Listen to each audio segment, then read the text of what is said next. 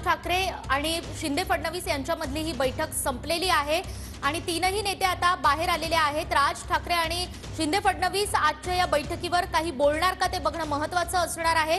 राज ठाकरे आजच आपली भूमिका स्पष्ट करणार अशी सूत्रांची माहिती आहे आणि राज ठाकरे त्याचबरोबर मुख्यमंत्री एकनाथ शिंदे, उपमुख्यमंत्री देवेंद्र फडणवीस यावर आज काही बोलणार का ते बघणं महत्त्वाचं असेल।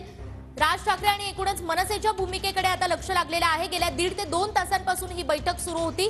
बैठकीमध्ये कोणत्या मुद्द्यांवर खलबतं झालेली आहे ते लवकरच समोर येईल आणि राज ठाकरे आजच आपली भूमिका स्पष्ट करणार असल्याची माहिती सूत्रांकडून कळतीये।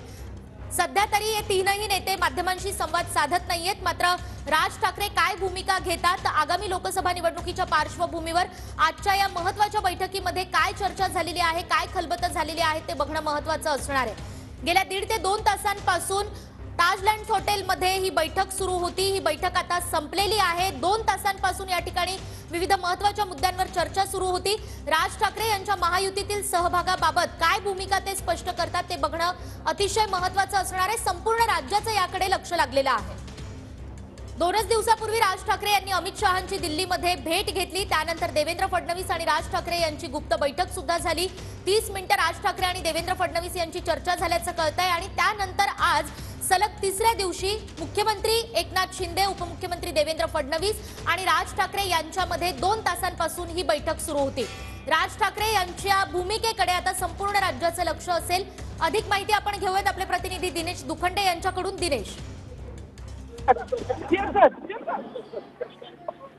ही सध्याची थेट दृश्य आहे की एकनाथ शिंदे, देवेंद्र फडणवीस हे बाहेर पडलेले आहेत।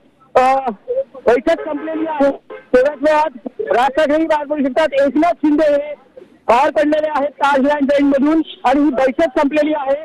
मनसेचा महायुती सहभाग निश्चित मानला जातो आहे, पण जी मनसेची मागणी आहे की त्यांना 3 जागा हव्यात लोकसभा निवडणुकीत, 2 जागांवर चर्चा सुरू आहे। सध्याची ही थेट दृश्य देवेंद्र फडणवीस हे बाहेर येत आहेत आणि देवेंद्र फडणवीस त्यांची ही गाडी देवेंद्र फडणवीस बाहेर येतात का?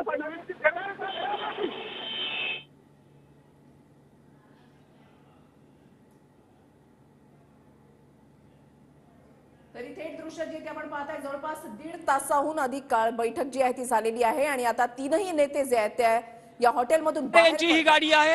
राज ठाकरे सुद्धा निघालेले आहेत आणि आता ह्या बैठकीत काय झालं, अमित शहांच्या बैठकीत काय झालं या बाबतीतली माहिती ते आपल्या पक्षाच्या पदाधिकारी आणि नेत्यांना देतील। जवळपास 1.5 तास ही ताजलँड्स मध्ये राजकीय खलबतं झाली आहेत लोकसभा निवडणुकीसंदर्भात आणि मनसेच्या महायुतीतील सहभागासंदर्भात।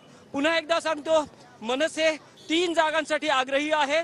दिल्लीत अमित शहा यांच्या जी बोलणी झाली त्यावेळेस राज ठाकरे यांनी 3 जागांची मागणी केलेली आहे आणि त्यानंतर 2 जागांवर चर्चा सुरू आहे। त्यातली एक जागा ही दक्षिण मुंबई मानली जाते आहे आणि दुसरी जागा ही कदाचित नाशिक किंवा शिर्डी असू शकेल, पण मनसेला या सध्याच्या स्थितीत 2 जागा मिळणं हे कठीण मानलं जात आहे की कारण महायुतीत आधीच 3 पक्ष आहेत, तिसरा चौथा मनसे पक्ष, चौथा पक्ष जर महायुतीत सहभागी झाला तर जागांचं समीकरण, सीट वाटपाचा फॉर्म्युला कसा जुळवायचा यात काही अडचणी येऊ शकतात। त्यामुळे दक्षिण मुंबईत बाळा नांदगावकर हे उमेदवार असतील असं समजतं आहे, पण दुसरी जागा मनसेला मिळते का, आजची जी बोलणी आहेत ती सकारात्मक आणि फलदायी ठरली का आणि मनसेचा महायुतीतला सहभाग अधिकृतरित्या कधी जाहीर होणार या बाबतीतली उत्सुकता आहे। अमित शहांची बोलणी केल्यानंतर राज्यातल्या नेत्यांकडे ही सूत्र सोपवण्यात आली होती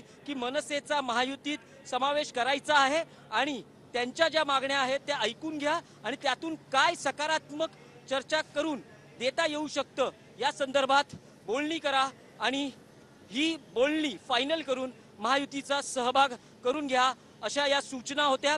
आज त्या पूर्णत्वास गेल्या आहेत का आणि पुढच्या किती तासात मनसेची महायुतीत सहभागाची अधिकृत घोषणा होते या बाबतीत आता उत्सुकता शिगेला असेल। राज ठाकरे, देवेंद्र फडणवीस, एकनाथ शिंदे हे तिन्ही नेते जवळपास 1.5 तास राजकीय खलबतं करून ताजलँड्स मधून बाहेर पडलेले आहेत। राज ठाकरे आता शिवतीर्थला जातील, तिथे त्यांचे नेते वाट पाहत आहेत कारण या आधीच या नेत्यांची बैठक ठरली होती।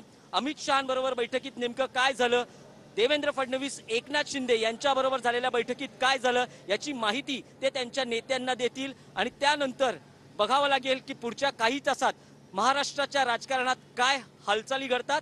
मनसेचा महायुतीत समावेश होतो का? कारण एका ठिकाणी महाविकास आघाडीत वंचितचा समावेश किंवा सहभाग होण्याबाबतची शक्यता मावळत असताना दुसरीकडे महायुतीत मनसेच्या सहभागाबाबत सकारात्मक हालचाली सुरू आहेत आणि त्याचंच द्योतक हे ताज लँड्स एंडमध्ये या 3 नेत्यांच्या पार पडलेल्या बैठकीत आहे असं सांगितलं जात आहे. पण 3 जागांबद्दल मनसे आग्रही आहे. त्यातल्या 2 जागांवर चर्चा सुरू आहे आणि चर्चा आज पूर्णत्वास गेली का?